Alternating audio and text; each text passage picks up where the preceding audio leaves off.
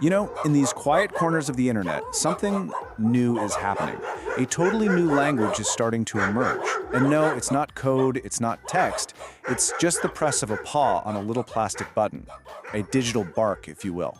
And tonight, yeah, we're opening the case file on what it all really means.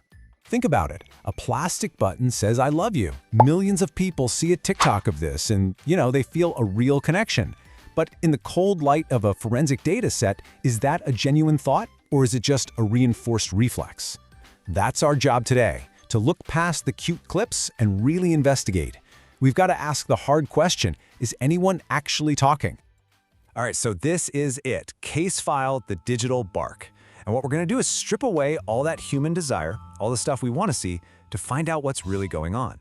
We have to treat this like a proper investigation. Our one and only mission is to follow the data, no matter where it leads, and decode what's actually happening on living room floors all over the world. Okay, so where do we even begin? Well, the first challenge for any investigator is just the sheer volume of evidence. And when it comes to these dog buttons, we are not talking about a few random videos. We are talking about an absolute storm of data. It's all about finding the signal in the noise. How big of a storm are we talking about? Over 200,000. Yeah, you heard that right. 200,000 individual button presses, collected from thousands of different homes. Every single one of them is a potential clue, right? A potential message, or maybe just a random tap. That is the mountain of raw data we have to climb. So inside this massive storm of data, what are we actually hearing? Are there real signals in there, or is it all just static? This is the central question of our whole case. Are we on the verge of a breakthrough in interspecies communication, a real signal, or are we just listening to the hiss and crackle of random noise, kind of amplified by our own wishful thinking? So how in the world do you even tackle a problem this big? Well, the researchers at UC San Diego have a pretty clever approach. They're not just averaging all 200,000 presses. No, that wouldn't work. Instead, they're on the hunt for what they call super talkers. They're focusing on that top 1%, the outliers, the anomalies, the dogs that seem to be totally breaking the rules. Okay, so now that we have our targets, these so-called super talkers, the investigation splits off. We're going to follow two primary leads in our case, and each one explores a pretty big potential weakness in this whole idea of doggy conversation. All right, lead number one. The hardware gap. Think about this. Dogs experience the world in this incredibly rich way, right? A whole tapestry of scents and sounds that we can barely even imagine. But the tech we're giving them, it's just a single pre-recorded word. The analogy here is perfect. It's like trying to share your deepest feelings through a broken walkie-talkie from like 1985. It is a super low-fidelity filter for a very high-fidelity animal. Now for lead number two. And this one? Well, this one turns the magnifying glass right back on us. It's called the Clever Hans effect. And what it is basically a subconscious leak from us, the humans. We want our dogs to talk so badly that we give them these tiny little micro cues without even realizing it.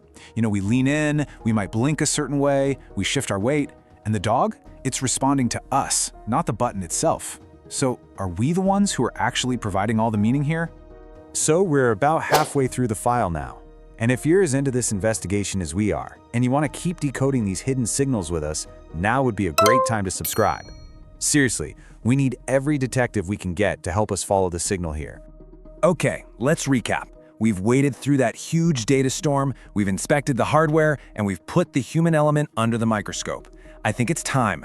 Let's look at what the evidence reveals when we really follow the signal. It's time for the verdict on these buttons.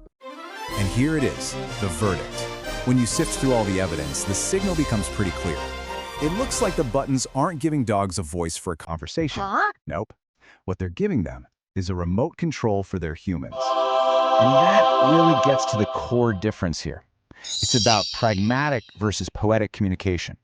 What we're seeing is almost all pragmatic. It's a tool for action. Things like, I want food, or I want outside.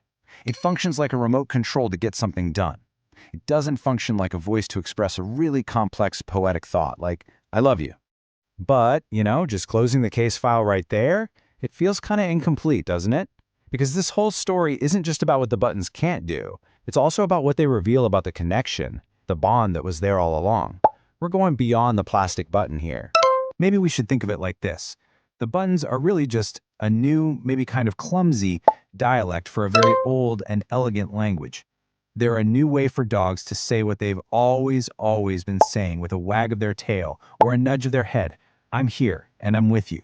And maybe that's the real signal we should all be looking for. You know, we're pointing all this technology out into the world, searching for these complex messages in huge data sets. But what if the most profound data isn't in an app?